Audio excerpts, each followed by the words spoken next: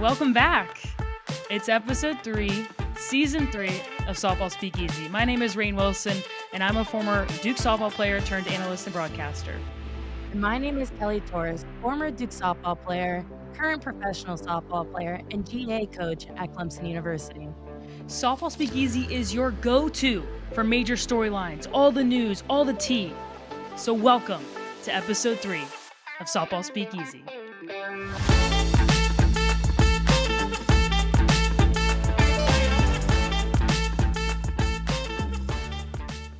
Welcome back to episode 3, season 3 of Softball Speakeasy. Another wild week out in the softball world.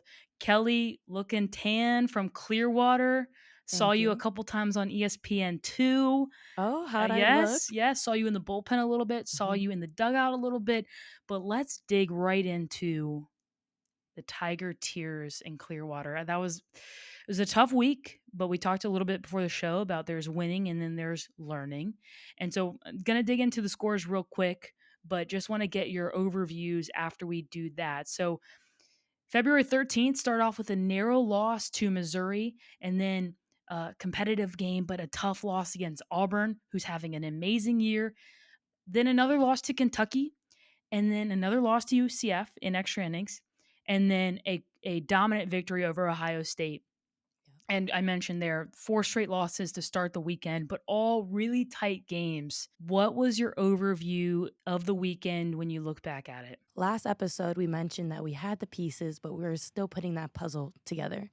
And I think that describes what just happened in Clearwater is like each game, we got a little bit closer, a little bit closer, a little bit closer of just putting that puzzle together.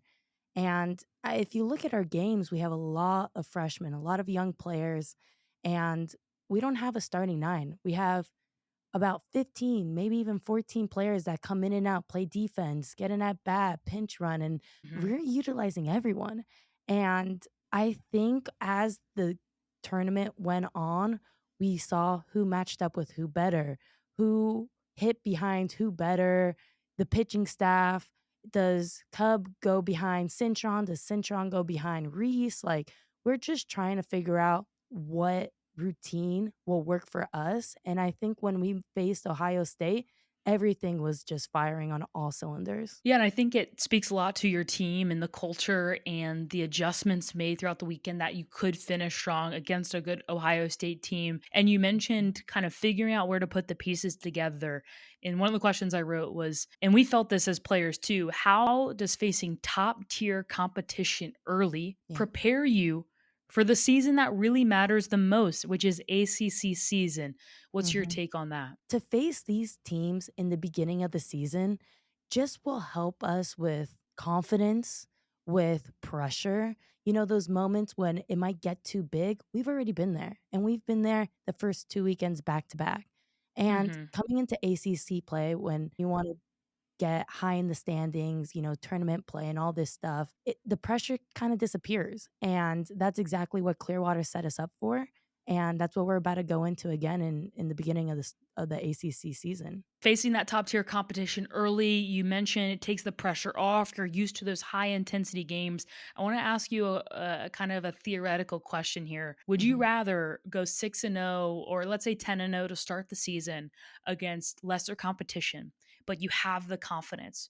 Or would you rather go 5-5 to start the season, a couple key wins in those 5, but also 5 really tough losses, and maybe you're on your heels a little bit? Which would you prefer as a player or as a coach? I mean, as a player, I'd probably want to go 6-0, but my mindset is reversed as a coach almost. Coach Rittman mentioned in our meeting after one of our games of Texas went 0-6 or 0-5 in Clearwater, and so did FSU 2 years ago, and they made it to the World Series that year. And you're not going to get to where you want to go without facing adversity. And I mean, what better adversity to face against top tier competition, like you're saying?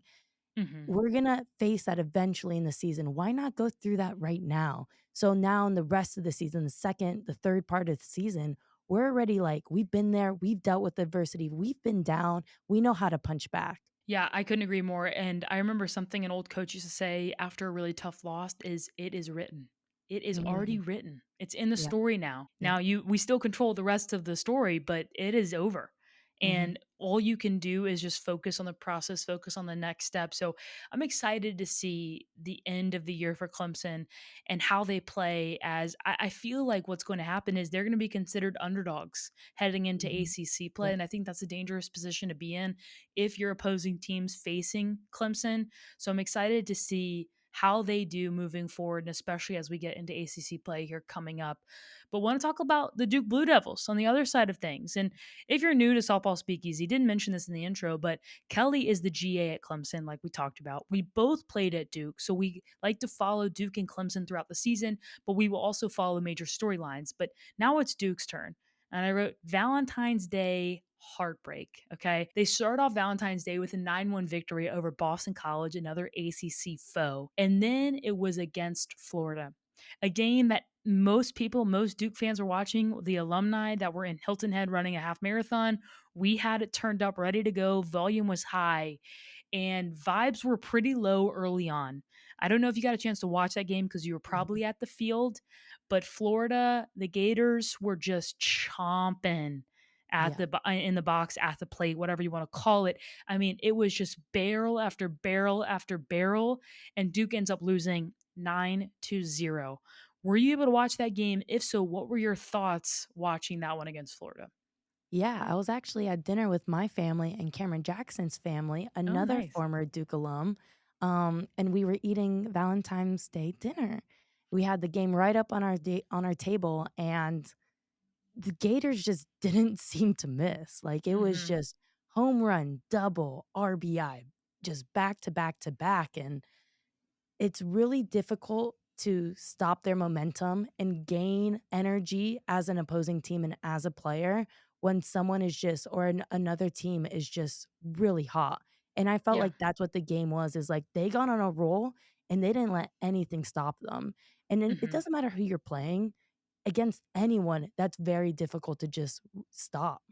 Absolutely. And I think it's interesting too, to the point of not being able to stop a team when they're on that kind of roll. It's so interesting Mhm. how the score doesn't truly reflect most, or sometimes the scores of games don't really reflect the type of battle it was. Yeah. For example, some games could be 3-0, but it felt like it was 12-0. Like there felt Mhm. like there was no chance to really score. Some games could be 8-1, but it was really in the seventh inning they scored 5 runs and really blew it out of the water, and that really doesn't tell the story. Where this one, this story was as clear as day, 9-0, and a completely dominant performance from Florida, both in the circle, both offensively, and everything you kind of rounded out to be. And we talked about this matchup last week, and I definitely thought it was gonna be a little closer. And then watching the game unfold, it obviously was not close. And then Duke bounced back the next day. They beat Providence, they beat Binghamton. And then yesterday, Sunday, we are recording this on Monday. Yesterday, Duke plays Florida again. It got rain delayed, so it wasn't on TV. And honestly, Kelly, if I'm not a betting woman, but if I Mm. were, I would have lost a lot of money. Okay. Just the Yeah. way that Florida hit the ball on Friday night. Mhm. Sunday's game was surprising. Duke comes back and beats Florida for the highest ranked victory in program history, gives Florida the first loss of the season, a statement game, 12 hits, no errors, and Cassidy Curd, the Friday night pitcher who gave up those 9 runs, or part of them, to Florida, was in the circle for their victory on Sunday. What do you make of that score? What is your reaction to the bounce back from Duke? I mean, that is resiliency to the T. Like, Mhm. they lost, and it's so easy to go into a game against the same team that just run ruled you and be like, damn, we're playing this team. They hit us hard. Like, to just be down. And that's the opposite of what Duke did. They came Mhm. out with a chip on their shoulder. They're like, we want to prove what Duke is. And I wish I wasn't able to watch the game. I feel like it wasn't streamed. I'm not Yeah, it sure. wasn't. Um, but I mean, to the box score, they had 12 hits. Like, they came out with like passion, with Mhm. fire, and I wish I was able to see that. I saw some videos on Instagram, but it just seemed like you couldn't tell that they just got run ruled.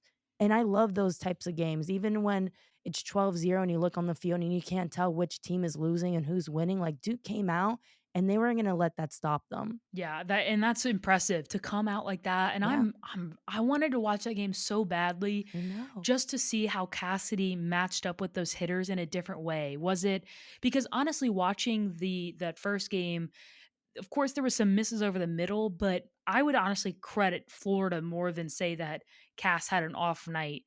And and then for Sunday to happen, man, I would love to see the video and the footage and also what the conversations were like Yeah. between Friday and Sunday, what kind of preparations were made to adjust to that lineup because that was so unexpected to not only to beat them, but to beat them in that kind of fashion. And then on the other side of things too, offensively for Duke to then bounce back and beat Rothrock, who was in the circle for Friday night, and to turn around and beat her again on Sunday.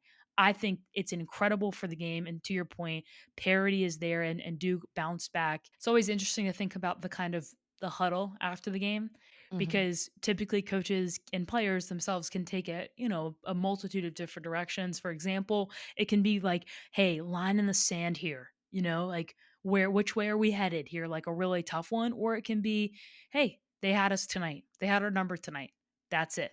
Tomorrow's a new day and we're going to move on and we got them on Sunday. I'm curious what that conversation was like because I'm just curious because it worked. And that doesn't always do, but it worked that time. And the question I'd written after the Friday night game is Florida that good or is Duke not at the same level? And this was Mhm. before they played on Sunday, before they played yesterday. And I think that question might be answered in that both teams are at that level. And it'll be interesting to see if they match up as the season goes on, maybe into postseason, if Florida and Duke matches up. So we'll see.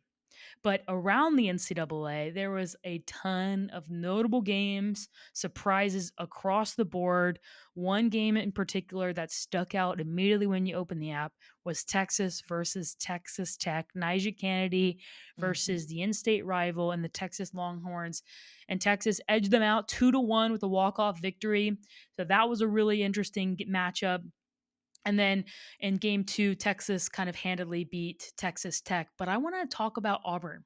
New coaches, new team, new culture, and they are undefeated 11-0 to start the year. The coaching couple, the Malvos, I should say, the coaching couple that has come in and man, have they made some kind of impact across the board, offensively, defensively. And the reason I want to bring up Auburn to you, Kelly, is because a couple years ago, Auburn and Clemson in that regional matchup very well could be that here in the postseason this year. I know it's early. What do you make of their team? Well, I haven't watched many of their games other than the one that they played against us, and, Yeah. they had fire. They looked different. I've watched Auburn before, and not to say anything against Auburn previously, but they didn't seem like a united front at all. Like, I mean, if you're in the softball world, you've kind of heard about the rumors and just the drama that's always gone on in Auburn, and Yeah. you kinda stay away. They got some tea over there, and that kinda is disappearing. I mean, I didn't see any of it. They came out, and from the jump, they were attacking. They weren't waiting for a punch, they punched first, and I think that is very electric in our game, like, the Mhm. ability to score in the first inning and continue to apply pressure. And you Mhm. can tell that that's kind of the mindset that they're instilling, that couple coaching staff is instilling on that team. Yeah, and I'm really excited to see how they progress and to see that program be revitalized, honestly, because to your point, and all it takes is a quick Google search into the 2010s and you will see what we're talking about and maybe some of it's not on Google, but it's been a tumultuous program for Mhm, a while. And my freshman year at James Madison, that they had just come off the heels of being in the World Series championship. They were incredible and it's been an interesting story for them. But to have coaches there, and I don't know the Malvos at all, but I imagine that they were welcomed there to just spark something new. And even just watching the coaches' interviews and watching how they interact with their players, it's clear that they love and support them as, and it's easy to say this from afar as an audience, but they love and support them as people. And the players feel empowered and the offense looked empowered. mhm. The way they swing the bat was with tenacity. And of course, you all played them tough, and excited to see how they continue to go throughout this season. But a team that's not undefeated, but definitely could be if things had gone a little bit differently, is in the case of UVA, okay, in the ACC. And this is a case where records do lie. Records don't tell the whole story. They have lost heartbreaking matchups against some really good teams. They're 5-5 on the year. And including in those five losses are three one-run extra inning losses to Texas A&M, Auburn, and USC. And they also had another one-run loss to USC to start the year as well. So two one-run losses to South Carolina. And then they bounce back by walking it off against UCLA in Clearwater. Mhm. And when you look at a record like that and you look at how they've played, Kelly, can you just talk about the growth that that program has had Yeah. over the last Yeah. number of years? Yeah. I mean, when we were playing them my freshman year, your 5th year, Yeah. they weren't really a tough opponent. I mean, we were going in there and we won all 3 games in the series and so forth. Fast forward a couple years, senior year, they beat us, Duke, twice on my senior day. And to go 0-2, have a doubleheader on your senior day and lose both games is kind of like a stab in the heart, like, that Yeah. hurts. And to Virginia, a team that previously we would say isn't a really big opponent in the ACC.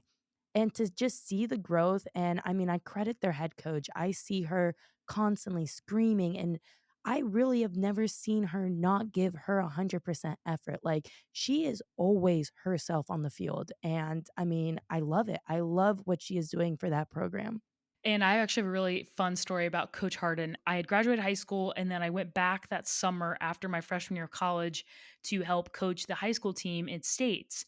And so I was scouting behind the fence, and Coach Harden came to all Virginia high school events. And the former coach there then never recruited from Virginia, really, only recruited California, Florida. But Coach Harden made it a point to put that stamp that, hey, I want the local talent here. I could actually write a paper about all the local talent from Virginia: Payne St. George, Valerie Cagle, Emma Rainn Lemley, like a lot of them. Wilson. There's so many. Anyway, so I digress. But anyway, and we had a conversation, and I don't know if you know this, Kelly. I was flipping a coin really between going to UVA or going to Duke to transfer Mm. from James Madison. The only stipulation was, at the time, James Madison had written into my transfer contract that I could not go to UVA, Virginia Tech, or North Carolina. Otherwise, I'd have to sit out a year.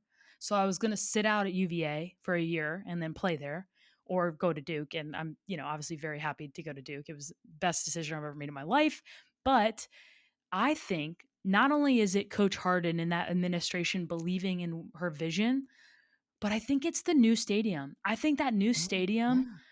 made a place where those women were proud to go and play, and those Mhm. fans, and there's the investment by the university. And you have a coach that's, like you said, ride or die, Mhm. committed to excellence, Yeah. incredible. And to see this talent and see the growth of that program, I'm a proud Virginian. I'm a Mm. proud Virginian, and I'm so happy to see them in the ACC. It should be interesting. But I did want to ask the question about those losses, because sure, you're 5-5. Oh, they were really tough losses, but they're still losses. It kind of goes back to the question we had before. Would you rather be 5-5 and lose five one-run ball games, a couple extra inning games, or would you rather go 10-0 for confidence? Mhm. And so it brings back, how do early season upsets impact team morale and national rankings? It can do 2 things, honestly. It can, 1, make that team crumble, make Yeah. them lose confidence, make them die early on, and that's when you see the big names just drop out of the top 25 and never reappear, you know? Or it can do another thing. It can boost their confidence in a way of like, that's not us. We want to show the world who we are. Mhm. And those are the teams that rise, cream rises to the top. And it takes not only talent to do that, but it takes mental toughness. It takes resiliency. And especially in the game of softball, it's such a game of failure. And how it's not the failure that makes you, you know, drop or lose the confidence. It's the response to the failure. And if people respond well, respond in practice, respond in the next game, those are the teams that are rising. The teams that respond in a negative way of finger pointing, blaming, oh, the pitchers did this, the hitters did that. And that's when the team just starts to crumble apart.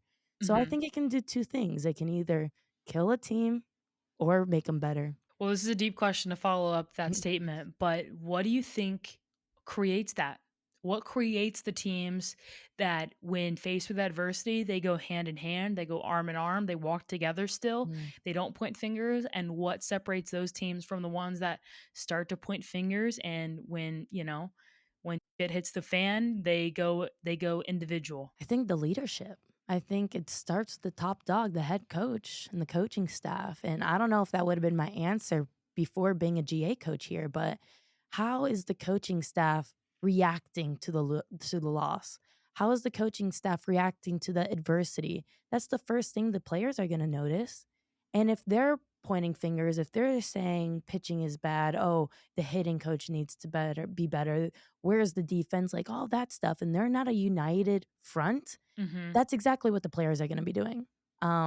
And so are you following in line? Like, it's not just the players out there playing, it's the coaching staff, it's the entire culture just being gelled together, and it's really easy to love each other when you're winning. 100%. Champions love each other when they're losing. Can you love each other? Can you support each other? Can you have each other's back in the trenches? And those are the teams, when you're able to do that, that rise up, and when it's time to play in the World Series, they're going ham, they're in war, like, I get emotional. Like, I Mhm. get emotional talking about this because softball is a difficult game, like, a lot of chance, you could hit the ball hard, people are catching it, but if you're together as a united front, as a team, and you're selfless up there, if you need to lay down a bunt, if you need a sac fly and it's gonna drop your average, are you willing to do it? That those are the questions, and it starts with the coaching staff being able to be selfless themselves. Mhm, mhm. I could not agree more. A team is a reflection of its leader, and I think you said it well that the best band-aid for culture and bad culture is winning.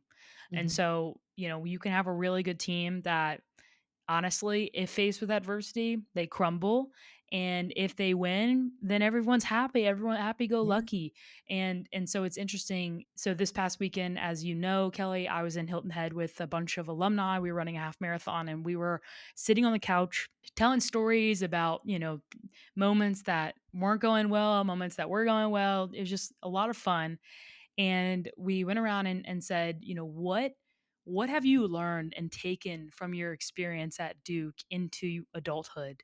And then how are you different now? And I realize you haven't had a lot of time to simmer on this new life and this new chapter because you're in college softball, but I'm curious of your answer.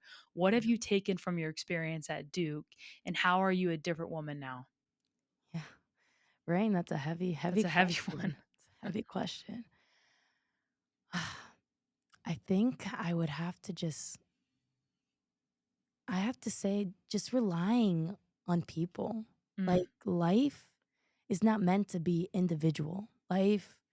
You have a family, you're born into a family, you have friends, you have a team, and I am a person who likes things done a certain way and likes to do it my way, and if it's not to my particular liking, then I have to do something, and I realize that's just setting me up for failure because I'm mhm, not allowing other viewpoints to come in. I'm not allowing for criticism or maybe even good criticism, like, "This is good, continue," I'm not allowing for a third perspective, and I think that's what sports and softball has taught me is, like, nothing in life can you do individually. You need a team, you need a support system. You're not made to go through whether it's work, relationship, passion projects like this podcast. We can't do this alone. Like, I need you, Rain, to be on this podcast with me, and like it's one thing to say you want people, it's another thing to say you need them. And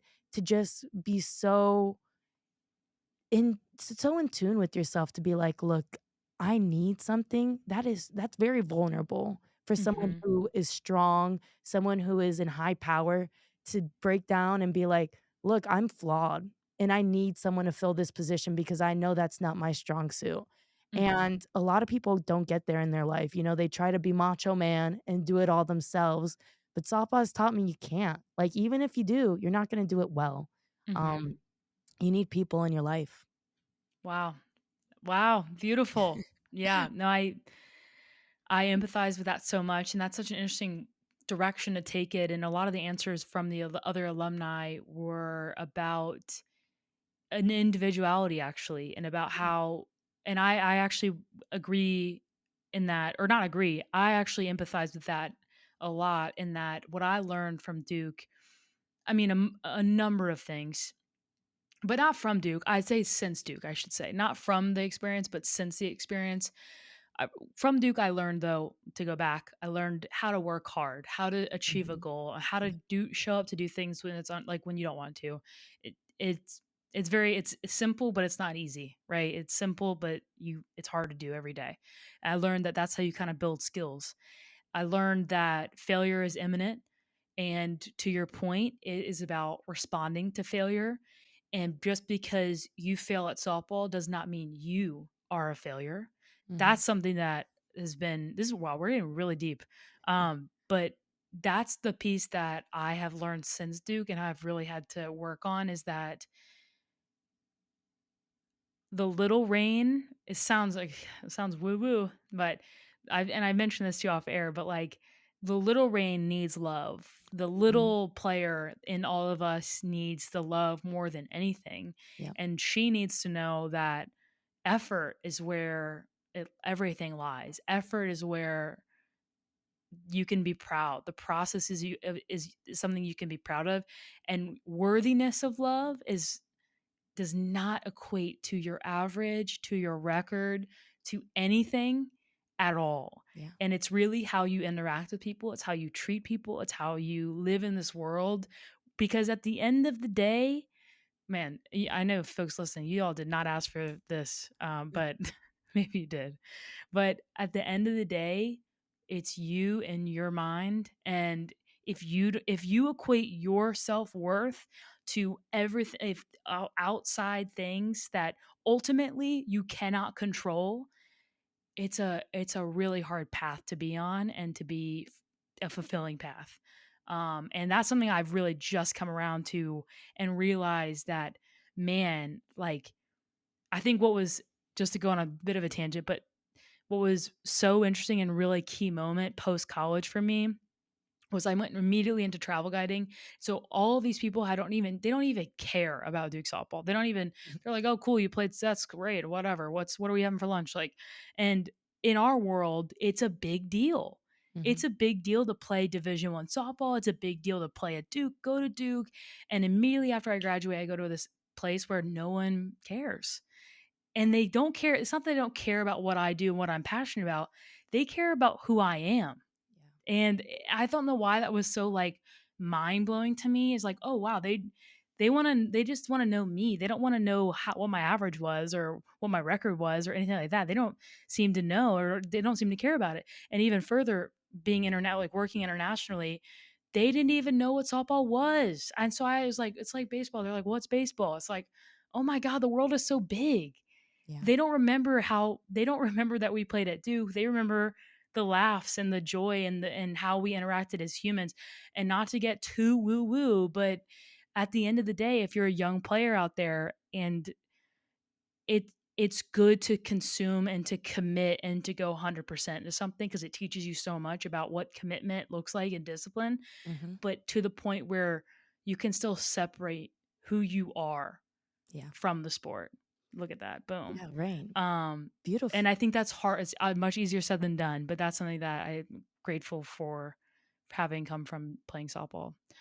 Yeah. Anyway, No, Rain, that is so beautifully said. And I feel like for those who are listening, Rain and I are about 4 years apart, yeah. and that time frame that you just described right now of, like, no one really cares, no one really knows about Duke softball, and that's how big the world is, that's where I'm at right now. And Mhm. when you were talking, it really hit me because I'm on this team, but I can't help them, I'm not out there on the field. I'm a coach, but I'm not the coach. I don't really have the impactful words to say at the end of the day. And, when we were going through the losing streak of 4 games right there in the beginning of Clearwater, I really felt useless. And I hate to say that because I'm so big on positive talking. You know Mhm. me, you know, but I felt useless. Like, no one wants my autographs anymore. No one really knows who I am. Like, a random person came up to me and was like, I saw you in pregame. You're pretty good. Like, are you a freshman? And I'm like, no, man, I played at Duke. Like, we just Yeah. went to the World Series. And Yeah.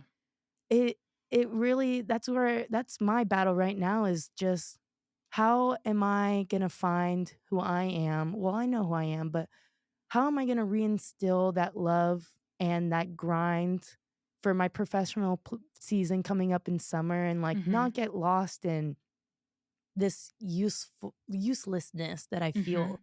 Um, and even though I have such a small part on this team, I also learned that every role has impact. And Yes. so, what can I do in this role to impact these girls? What can I teach them and what can they teach me?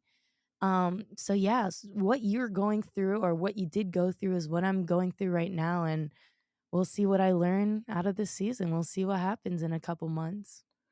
Yeah, and give yourself grace. And because honestly, I went through that at the beginning, but it was almost such a change in like life that I didn't really address it. I didn't even like feel it because I was just like, "Oh my god, I'm biking," and I'm like, "Hi everyone, welcome to the trip." And I immediately like the next week I was guiding or training to be a guide, and so I didn't get a chance. And then Kelly, as soon as the season ended and I had time to think and time to be and to sit, that's when I went through that.